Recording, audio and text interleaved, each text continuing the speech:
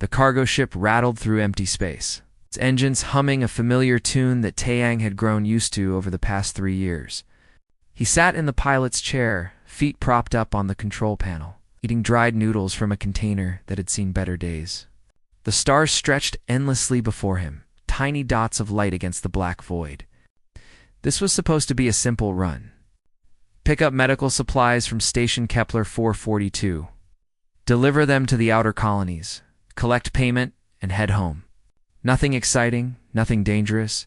Captain Wan always said that space was boring 99% of the time. The old man had taught Taeyang everything about flying, about surviving in the frontier where help was days or weeks away. Juan was back on the main colony now, retired after 40 years of hauling cargo through the outer rim. He had given Taeyang this ship, the Morning Star, as a gift when he finally hung up his pilot's jacket. Sometimes Taeyang missed having the old captain around, especially on long runs like this, when there was nobody to talk to. The scanner beeped. Taeyang glanced at it without much interest. Probably just space junk or an asteroid. The outer rim was full of debris, remnants of old mining operations, and abandoned stations. But the beep came again, more insistent this time. He put down his noodles and leaned forward, studying the readout. There was something out there, something big. His fingers moved across the controls, bringing up a clearer picture. What he saw made his stomach drop. A debris field stretched across space, pieces of what had once been a ship tumbling slowly in the darkness. Not just any ship either. The metal fragments bore markings he recognized from his navigation database. This had been a luxury vessel, the kind that rich aliens used to travel between systems, and it had been destroyed recently. Very recently, Taeyang knew he should turn around. Every instinct told him to mind his own business and get out of this sector as fast as possible. Ships didn't just explode on their own. If there was a debris field, there might still be whoever caused it lurking nearby. Pirates usually stuck around to pick through the wreckage, looking for survivors they could ransom or valuables they could steal, but then the scanner picked up something else. A small object barely registering on the sensors. An escape pod, its power signature weak and fading. Someone was alive in there. Someone who would be dead in a few hours if their life support failed. Taeyang sat back in his chair, thinking. The smart thing would be to call it in, let the authorities handle it. But the nearest patrol was 3 days away, and that pod didn't have 3 days. It probably didn't have 3 hours. He looked at the scanner again, then at the empty stars around him. Captain Wan had always told him that space was big and cold and didn't care about anyone. But that was exactly why the people in it had to care about each other. He pushed the throttle forward and aimed the Morning Star toward the debris field. His hands were steady on the controls as he navigated between chunks of twisted metal. The escape pod floated near the edge of the field, its running lights blinking weakly. As he got closer, he saw damage along its hull. Whatever had destroyed the main ship had nearly gotten this pod too. The docking clamp engaged with a solid thunk. Taeyang left the pilot's seat and moved to the airlock, his heart beating faster now. He had no idea what he would find inside that pod. Could be anyone. Could be dangerous. But he had committed now, and there was no turning back. The airlock cycled open. The escape pod's hatch was already unlocked from the inside, as if someone had tried to open it and failed. Taeyang pulled it open manually and looked inside. What he saw made him freeze. A child lay curled up on the pod's single seat. Not a human child. An alien. Her skin was pale blue, and her eyes were too large for her face. She wore the tattered remains of what might have been expensive clothing, now burned and torn. She was breathing, but barely. Her eyes opened slightly when the light from the Morning Star flooded in, and she made a small sound. Something between a whimper and a word in a language Taeyang didn't understand. He didn't hesitate. He reached in and carefully lifted her out of the pod. She weighed almost nothing in his arms. Her skin was cold, too cold. The pod's heating system had failed along with everything else. He carried her through the airlock and into the ship, laying her down on his own bunk in the small crew quarters. She looked up at him with those large eyes, terrified and confused. That was when the proximity alarm screamed. Taeyang ran back to the cockpit and threw himself into the pilot's seat. 3 ships had appeared on the scanner, closing fast. Pirate vessels, small and quick, armed with weapons that could tear the Morning Star apart in seconds. They must have been waiting in the debris field, watching for anyone stupid enough to investigate. His hands flew over the controls. The Morning Star wasn't built for combat. It had a single defensive laser that could barely scratch paint and armor that wouldn't stop a determined rock. But it had engines, good ones that Captain Juan had installed himself. And Taeyang knew how to fly? The first pirate ship opened fire. Taeyang rolled the Morning Star hard to starboard, and the energy blast sizzled past where they had been a moment before. He pushed the throttle to maximum and dove toward the debris field. The pirates followed, their ships more agile than his cargo hauler. Another blast hit the rear shields, and warning lights flashed across the panel. There was an asteroid field nearby. Taeyang could see it on the scanner, a dense cluster of rocks that navigation systems warned ships to avoid. Any sane pilot would go around it. The asteroids tumbled and collided constantly, creating a maze that changed every second. Flying through it was suicide. Taeyang aimed straight for it. The pirate ships hesitated just for a moment. That moment was enough. The Morning Star plunged into the asteroid field, and Taeyang's world became nothing but reflexes and instinct. He twisted the ship left, then right, then up, following paths that appeared and vanished in heartbeats. Rocks the size of buildings tumbled past the view screen. His fingers danced across the controls, making adjustments faster than thought. Behind him, one of the pirate ships tried to follow. It lasted about 10 seconds before it clipped an asteroid and spun out of control, exploding in a brief flash of light. The other two pirates pulled back, unwilling to risk the same fate. Taeyang kept flying. He flew until the asteroid field was far behind, until the scanner showed empty space in every direction. Only then did he allow himself to breathe. His hands were shaking. His shirt was soaked with sweat, but they were alive. He set the autopilot for the nearest safe station and went back to check on the child. She was still lying on the bunk, watching him with those enormous eyes. He pulled a medical kit from the storage locker and did what he could for her injuries. They weren't as bad as they looked, mostly cuts and bruises.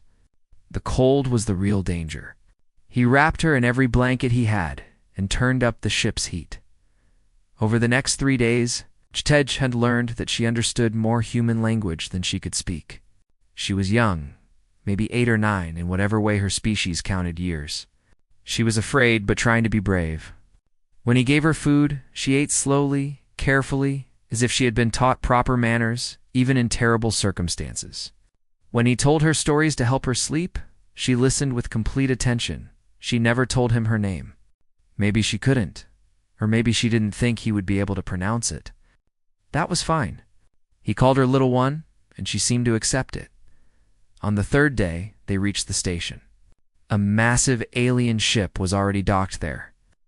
Easily 10 times the size of the Morning Star, its hull bore the same markings that had been on the destroyed luxury vessel. When Taeyang contacted the station, he was immediately connected to someone who called himself a Velthrian diplomatic officer. The officer's voice was cold and formal, but Taeyang heard relief underneath it. They came for her within the hour. Tall aliens in impressive uniforms, moving with military precision. They thanked Taeyang in words that sounded rehearsed and transferred. Credits to his account without asking how much he wanted. One of them, an older official with scars on his face, looked at Taeyang for a long moment and said something strange. "You have earned the gratitude of those who do not forget." Taeyang didn't know what that meant. He nodded anyway. The little one was being carried toward the airlock, wrapped in a medical blanket, when she suddenly reached out.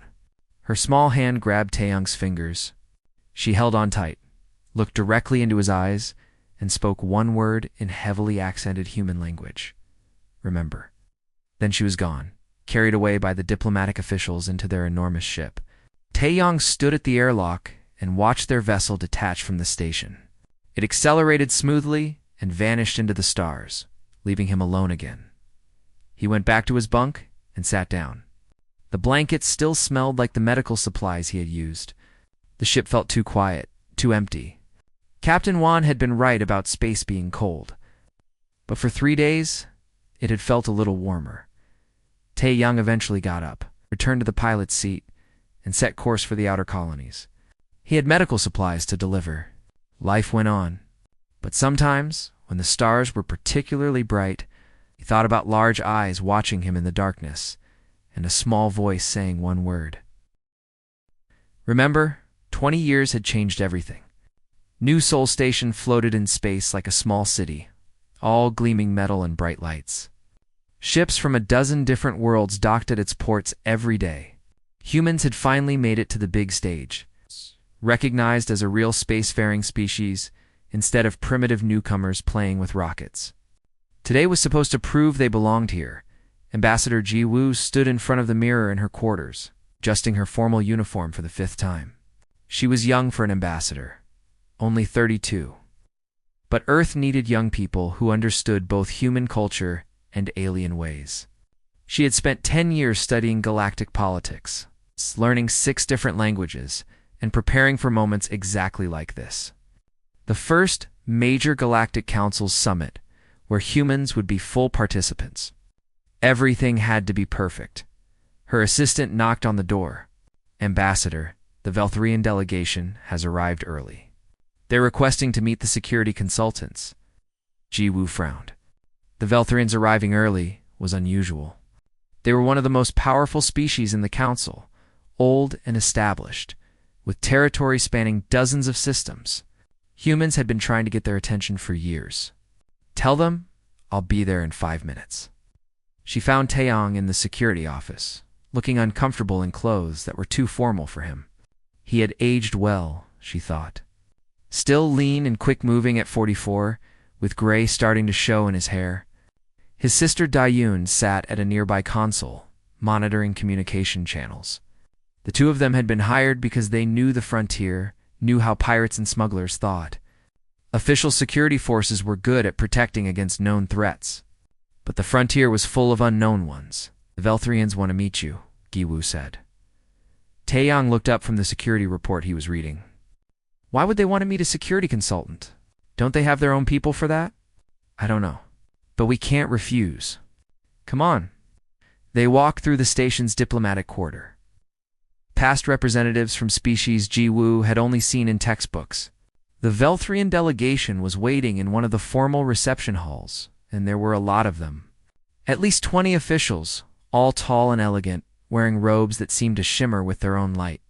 And at the center of them stood someone who made Ji Woo forget to breathe for a moment. Crown Princess? Nira was exactly as impressive as the reports had described. Tall even for a Veltharian, with pale blue skin and those distinctive large eyes that could see in spectrums, humans couldn't. She wore a diplomatic uniform rather than royal robes. But there was no mistaking her authority. Every other Veltharian in the room deferred to her with small gestures of respect. Gu bowed in the formal style she had practiced. Your Highness, we are honored by your presence. We did not expect someone of your status to attend this summit personally. Nira acknowledged the bow with a slight nod. Her eyes moved across the human delegation, studying each person in turn. When her gaze reached Taeyong, she stopped. Completely stopped, as if someone had frozen time. Her expression shifted through several emotions too quickly for Gu to read them all. Shock, recognition, something that might have been joy. You, Nira said, and her voice was barely above a whisper. Taeyong looked confused. I'm sorry, have we met? One of the Veltharian officials, an older male with the Chancellor's insignia, stepped forward. Your Highness, perhaps we should proceed with the formal. Nira raised one hand, silencing him without looking away from Taeyong. She moved forward, crossing the space between them in smooth strides. Up close, she towered over him by at least a foot. The stars near Kepler 442, she said in perfect human language. Do you remember them? The color drained from Taeyong's face. Ji Woo saw his hands clench and unclench, a nervous gesture she had noticed during briefings. He stared at Nira, his mind clearly working through something. That was 20 years ago, he said slowly. That was you? Yes. The word hung in the air. The other Veltharians exchanged glances. Ji Woo realized that whatever was happening, they hadn't been expecting it either. She stepped forward carefully. I apologize, but I don't understand. What is this about? Nira finally looked away from Taeyang, though it seemed to require effort. Ambassador Giwu, I must request a private audience with your delegation. There is a matter of great importance that must be discussed before the formal summit begins. Of course, Your Highness. We can arrange now, Nira said. It wasn't rude, but it wasn't a request either. This cannot wait. 20 minutes later, they were in a secure conference room. The Velthrian Chancellor, whose name was Kale, looked like he wanted to object to everything that was happening, but didn't dare. Nira sat at the head of the table, and Taeyang sat across from her, still looking like someone had hit him over the head. Dayun leaned over to whisper to her brother. What did you do? I saved her life, Taeyang said quietly. I didn't know she was a princess. I didn't know she was anything. She was just a kid in an escape pod.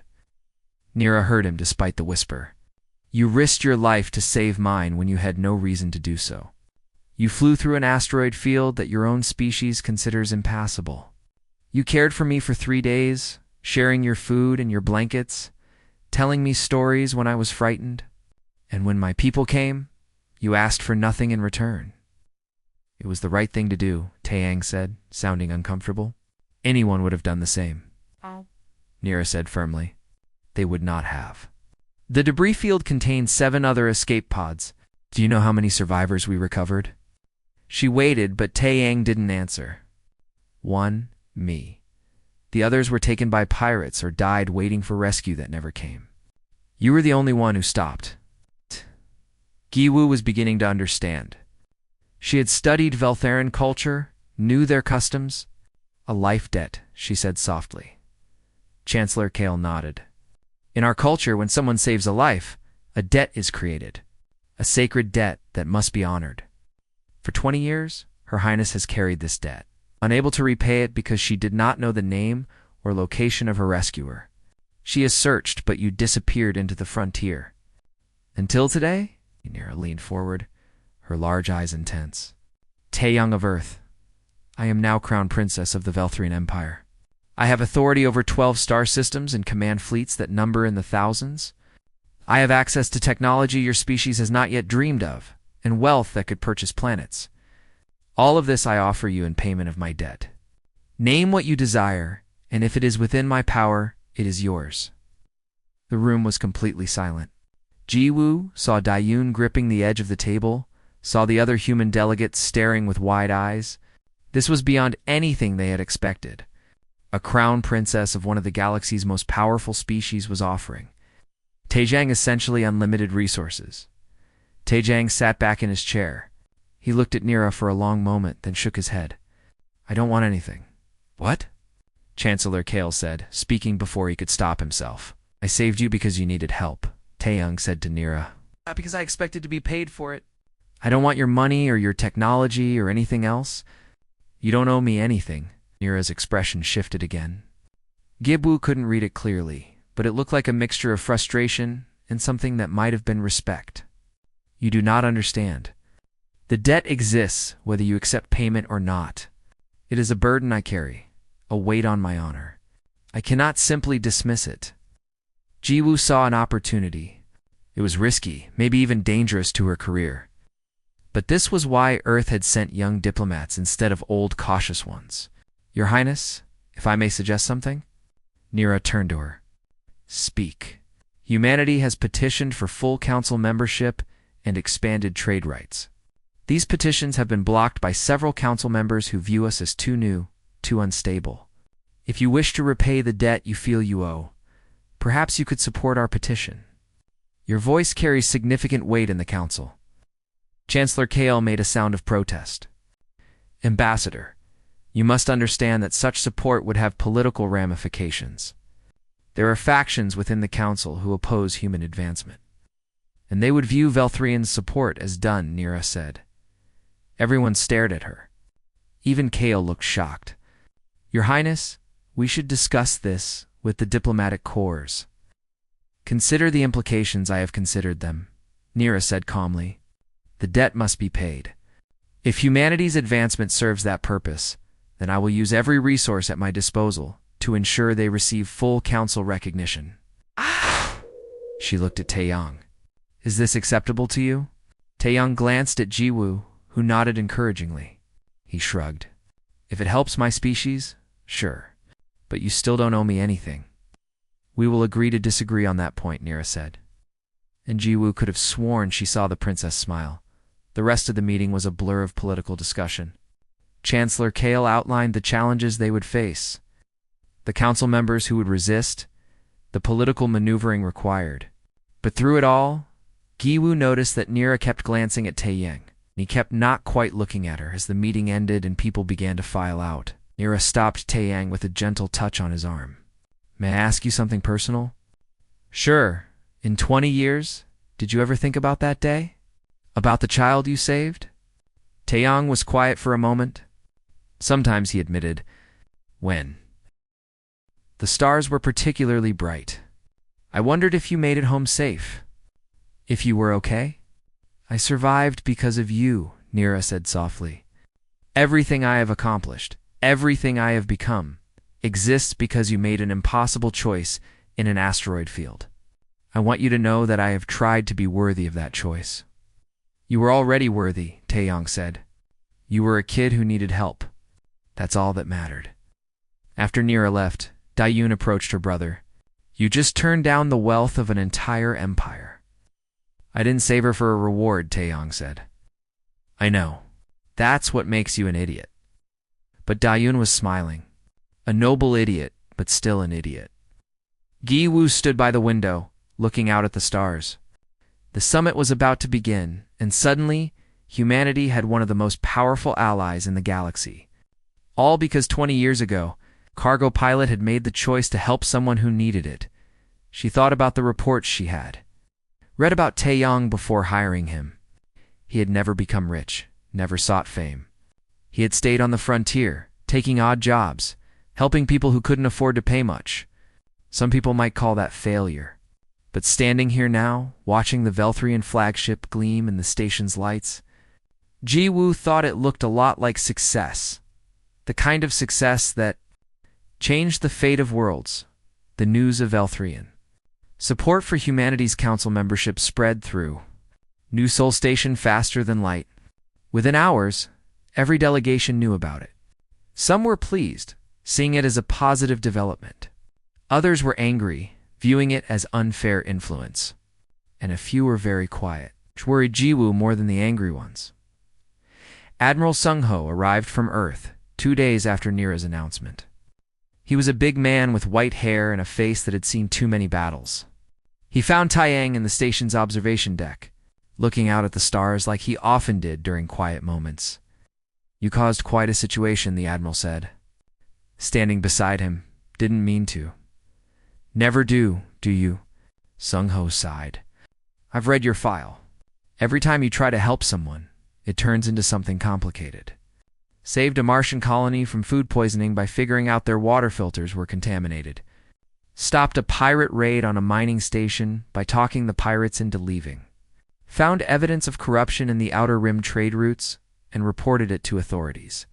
You collect complicated situations like other people collect stamps. Taeyang smiled slightly. Should I apologize? No, but you should understand what you've done. The Velthrians are powerful, but they have enemies. By accepting their support, we've inherited those enemies too. Council politics isn't like frontier problems. You can't just fly through an asteroid field and escape. What do you want me to do? Tell her to take it back? Sung-ho was quiet for a long moment. No, I want you to be careful. And I want you to understand that this princess, she's not the child you saved anymore. She's a political figure with responsibilities and pressures you can't imagine. I know that. Do you? The Admiral turned to face him directly. Because from what I hear, she looks at you like you're something special. And that kind of attention from someone that powerful can be dangerous. Before Taeyang could respond, Dayun's voice came through his communicator. Brother, you need to get to conference room 7, now. The meeting room was crowded. Giwoo was there with her advisors. Nira sat with Chancellor Kale and another Velthrian that Taeyang hadn't met before. This one was older, with scars across his arms and a military bearing that reminded Taeyang of Admiral Sunjo. This is Lord Vex, Nira said. My military advisor and oldest friend. He served my father before he died. Lord Vex studied Tae-Yong with interest. So you are the human who flew through the Kepler field. I have reviewed the recordings from that sector. What you did should have been impossible. It was just flying, Tae-Yong said. It was suicide attempted with success, Vex corrected. I have commanded fleets for 30 years. I would not have attempted that maneuver. Neither would any pilot I have ever trained. He paused. My princess was very fortunate. You are insane. Despite the tension in the room, several people smiled. But Nira's expression remained serious. Lord Vex has brought information that complicates our situation. Please tell them. Vex pulled up a holographic display. It showed the debris field from 20 years ago, along with data Tae-Yong had never seen. The attack on the princess's ship was not random piracy. It was a planned assassination. The pirates were hired by political enemies of the Velthian royal family. We have spent 20 years tracking down the conspirators. Most are dead or imprisoned, but one remains free. The display shifted, showing a complex web of connections and financial transactions. At the center was a name, Counselor Dreth of the Kryn Collective. Gu leaned forward. Counselor Dreth has been one of the most vocal opponents of human membership in the Council. He's filed 3 separate objections to our petition. Yes, Nira said quietly. And now I understand why. He opposes you not because he believes you are unworthy, but because I support you. He is using your petition as another weapon against my empire. Chancellor Kale looked unhappy. Your Highness, we have no proof that Dreth was involved. Only suspicions and financial records that could be explained in other ways. If we accuse him publicly without absolute certainty, it will appear as a political attack. It could damage the Empire's standing in the Council. So what do we do? Tae-Yong asked. Let him keep working against humanity while we have no proof. The situation is more complex than that, Vex said. Dreth is not working alone. He has allies, council members, who benefit from keeping humanity weak and the Veltharian Empire distracted. If we move against him, they will move against us. Dayun had been quiet until now, listening from her position near the door. So we're trapped. If we accuse him, we look like liars. If we stay silent, he destroys our petition and continues threatening the Empire. That is an accurate summary, Kale said dryly. Tae-Yan looked at Nira, really looked at her. Studying the way she sat with perfect posture despite the stress, the way her hands remained steady even though this conversation was about the people who had murdered her parents. Tell me about the attack, he said. The one that killed your family. Nira was silent for a long moment. When she spoke, her voice was controlled, but Tae-Yan could hear the pain underneath. I was 8 years old in your counting of years. My father was crown prince, traveling to a diplomatic summit much like this one. My mother went with him. I went with them. The ship was supposed to be safe, protected by the finest security in the Empire. Oh. She paused. They were good people, kind. They taught me that leadership meant service, that power was responsibility. They died trying to protect me. The attack was sudden, Vex continued. The pirates had inside information about the ship's route and security protocols. They targeted the engines first, crippled the ship, then methodically destroyed the escape pods. Only Her Highness survived, and only because her pod was damaged enough to fall off their scanners. They thought she was dead like the others. Dreth arranged all of it, Nira said, and now there was anger in her voice. Used his wealth and connections to hire the pirates, provided them with the information they needed. And then he sat in the council chambers and expressed his sympathies for our loss. For 20 years, he has walked free while my parents lie in graves they should never have needed. The room was quiet. Tae-Yong understood revenge. He had seen it on the frontier, people consumed by the need to make others pay for their suffering. Sometimes it destroyed them worse than the original crime. But he also understood justice, and there was nothing just about letting a murderer remain free. There has to be a way, he said. If there is, we have not found it, Kale replied. We have investigated, searched for evidence, tried to build a case. But Dreth is clever. He covers his tracks well. Everything we find could be explained as coincidence or legal business dealings. Jiwoo had been thinking. her fingers drumming on the table in a pattern Taeyang recognized as her processing rhythm. What if we're looking at this wrong? We're trying to prove what happened 20 years ago, but Dreth is acting against us now. If he's working with allies to block humanity's petition, there must be current communications, current plans. Those would be easier to trace than decades-old financial records. You're suggesting we catch him in the act of conspiracy, Vex said, sounding interested. A fresh crime rather than an old one. Exactly. And if we can prove he's working against humanity through illegal means, it opens the door to investigating his other activities, including what happened to the princess's family. Nira looked at her chancellor. Is this possible? Perhaps, Kale admitted, but it would require resources we do not currently have. Intelligence gathering, surveillance, the kind of work that takes time and involves risk. We have people who can do that kind of work, Admiral Sungho said from where he had been listening quietly. Human intelligence operatives who understand how to track communications and financial flows. We've been doing it for years to combat piracy and smuggling. And I know the frontier, Taeyang added. I know how people hide things, how they move resources without being tracked. If Dreth is using the same kinds of methods the pirates used 20 years ago, I can recognize the patterns. Daiyun nodded. I can monitor communications traffic. If there are messages being sent between Dreth and his allies, I'll find them. Nira stood and everyone in the room stood with her. Then we have a plan. We will work together, humans and Velthrians, to expose this conspiracy. Not for revenge, but for justice. And to ensure that no one else suffers as my family suffered. Later that evening, Taeyang found himself alone with Nira on the observation deck. The station's lights had dimmed for the night cycle, and the stars shone brightly through the transparent panels. You have changed, Nira said softly. You are older, of course, but there is something else, a weariness that was not there before. 20 years of living in space will do that, Taeyang said. You've changed too. You're not the scared child in the escape pod anymore. I had to become someone else. Someone strong enough that I would never be helpless again. After you saved me, after I recovered, I trained. Combat, strategy, politics, diplomacy. I learned everything I could about power and how to use it. I told myself it was so I could protect others, but part of me knows it was also so I would never need to be saved again. That's not weakness, Taeyang said. That's survival, is it? Nira turned to face him. Sometimes I wonder if I have become too hard, too focused on strength and control. When I saw you again, standing in that reception hall looking uncomfortable in formal clothes, do you know what I felt? What? Relief. Because you are exactly as I remembered. Still willing to help without expecting reward. Still seeing people instead of political pieces. Still you. She smiled, and it made her look younger. It reminded me that strength without compassion is just cruelty.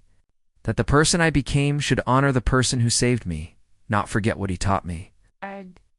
I just flew a ship and shared my food. He taught me that the most important thing a person can do is help someone who needs it. No calculations, no political considerations, just action because it is right. Nira looked back at the stars. I have tried to remember that lesson. But in council chambers and political negotiations, it is easy to forget. Easy to think only of advantage and strategy? Taeyang was quiet for a moment. Then he said, Your parents would be proud of you. From what you've told me about them, they raised you to be exactly who you are. Strong, yes, but also kind. Also willing to fight for justice. Thank you, Nira said softly. They stood together in comfortable silence, watching ships come and go from the station docks. Two people from different worlds brought together by chance and circumstance, now working together to face a danger that threatened them both. Somewhere in the station, Counselor Dreth was planning. Somewhere, enemies were conspiring. But here, in this moment, there was only starlight and the quiet understanding. Between two people who had both learned that doing the right thing often meant walking into danger, Taeyang had flown through an asteroid field to save a life. Now he would walk into political warfare to protect the person that life had become. He didn't know if they would succeed, but he knew with absolute certainty that he would try, because some debts weren't about payment. They were about connection, about being the kind of person who helps because that's what people should do for each other. And in the end, that was the only kind of debt that truly mattered.